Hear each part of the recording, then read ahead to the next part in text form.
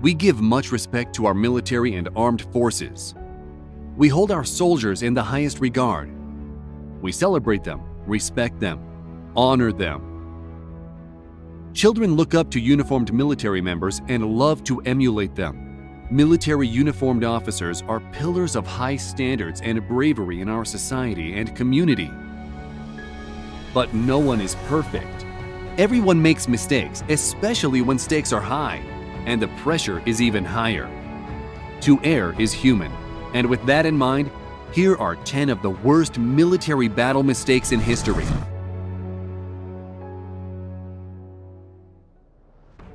Battle of France.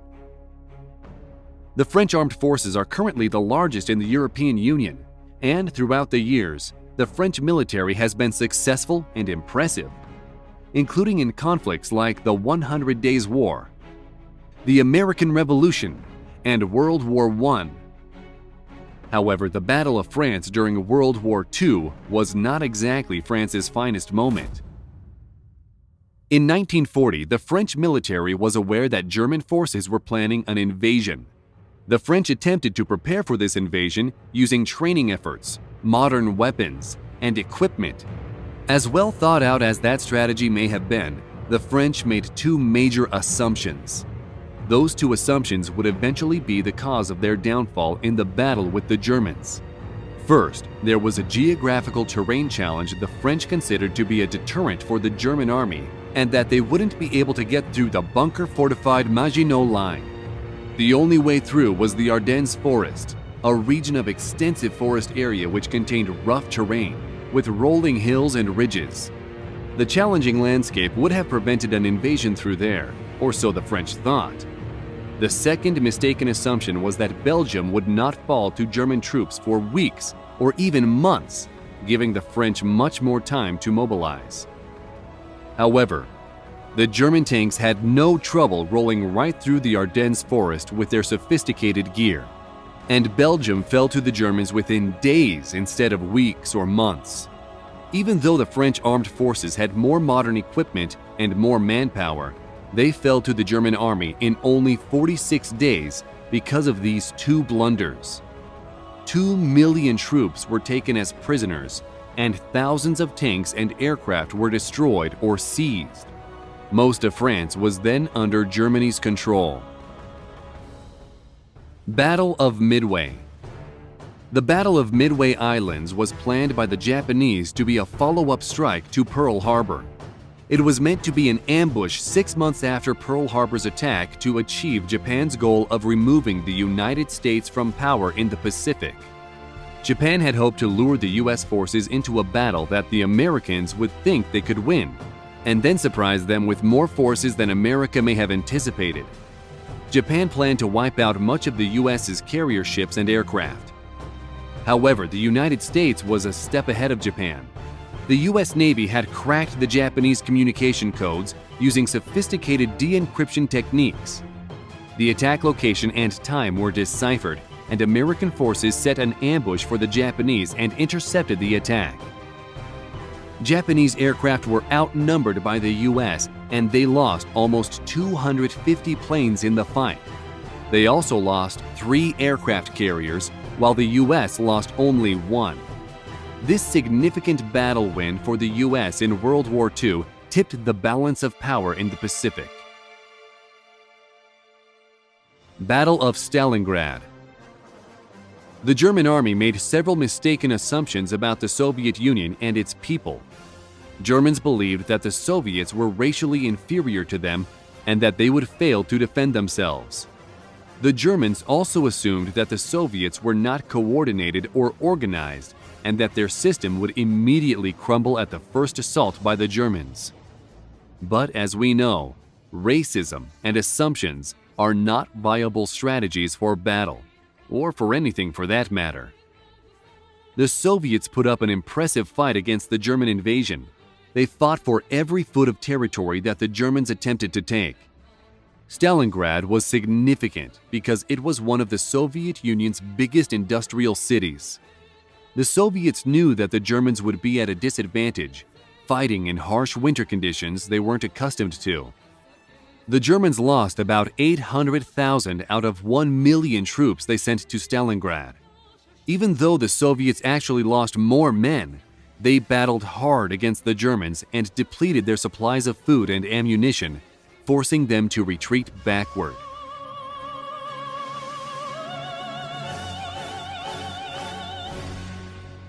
The Battle of Adwa.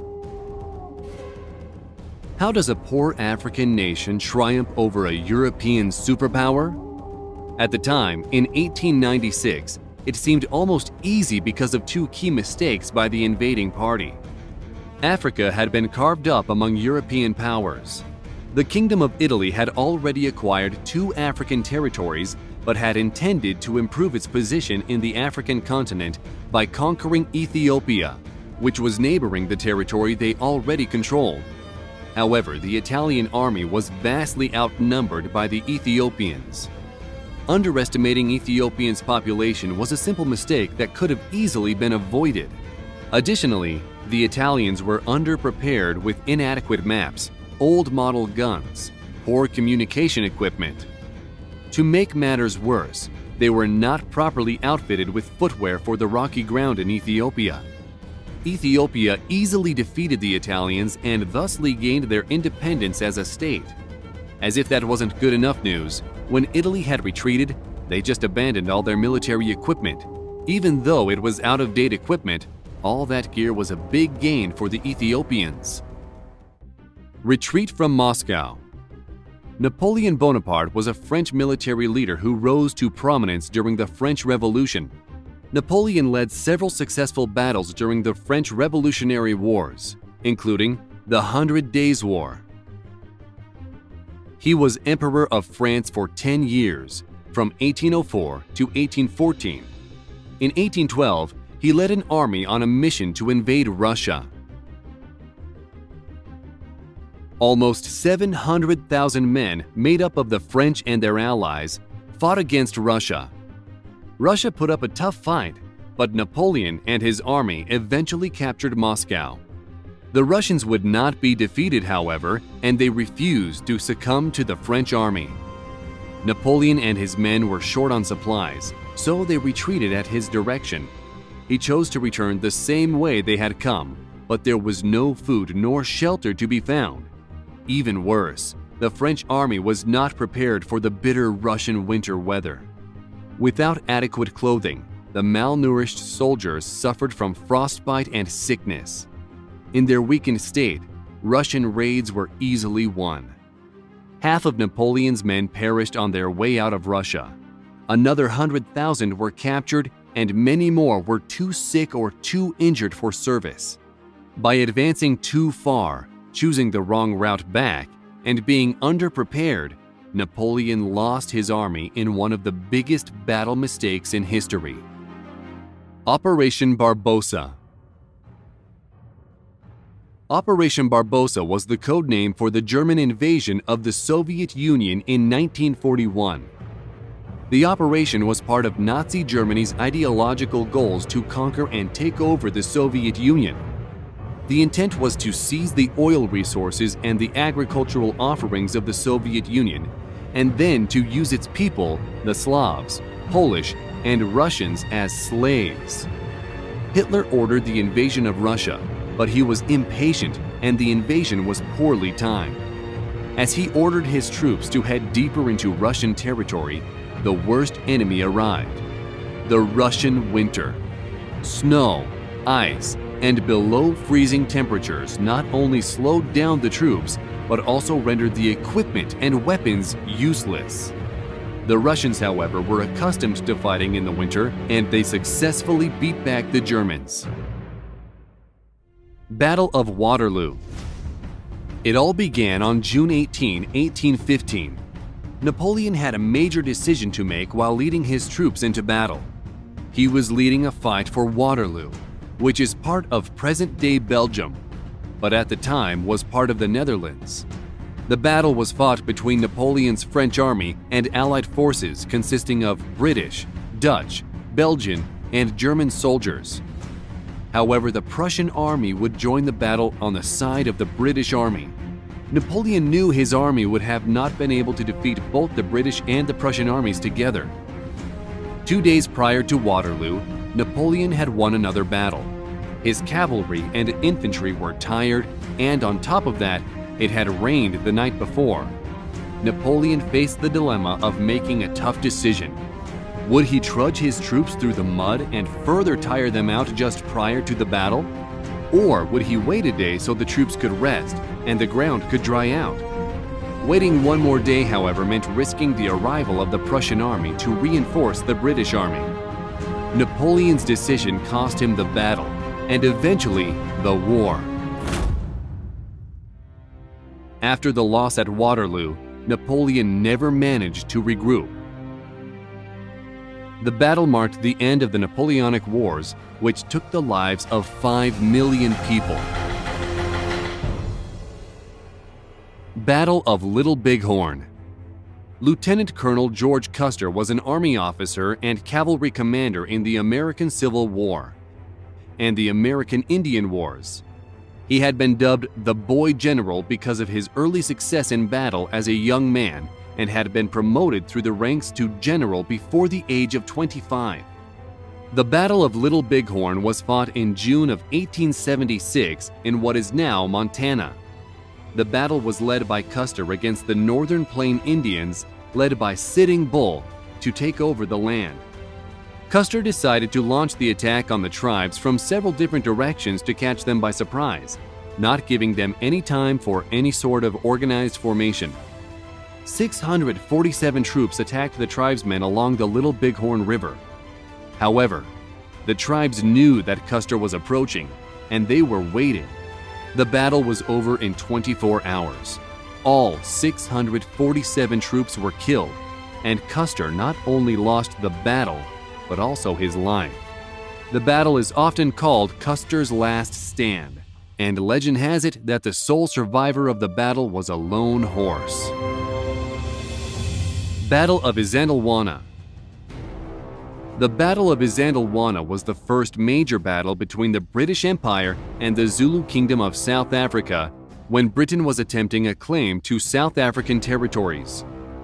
A Zulu force of 20,000 attacked the British colony consisting of about 2,000 troops and civilians. The Zulus were only equipped with traditional iron spears and cowhide shields as well as old, outdated muskets and rifles, for which they were not properly trained. The Brits, however, were armed with modern rifles and high-tech guns, but they were unprepared, poorly led, and badly deployed. So, despite their significant disadvantage in weapons technology, the Zulus ultimately defeated the British.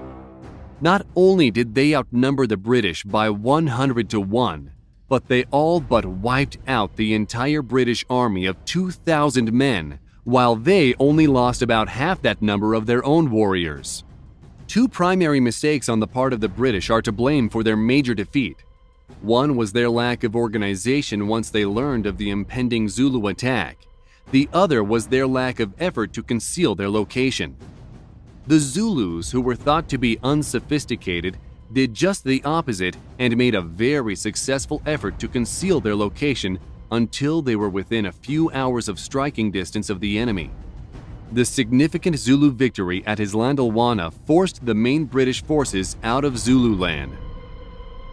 Philippines Campaign. The Philippines Campaign, also known as the Battle of the Philippines, was the invasion of the Philippines by Japan during World War II. The islands were defended by the Filipino forces as well as the United States troops in an attempt to expel Japanese forces occupying the Philippines. The defense outnumbered the Japanese. However, they were a mix of non-combat experienced National Guard troops and newly created troop units. The Japanese used first-line troops at the beginning of the attack, which enabled a quick victory during the first month. With over 120,000 American and Filipino military personnel lost, the conquest of the Philippines by the Japanese is often considered the worst military defeat in United States history.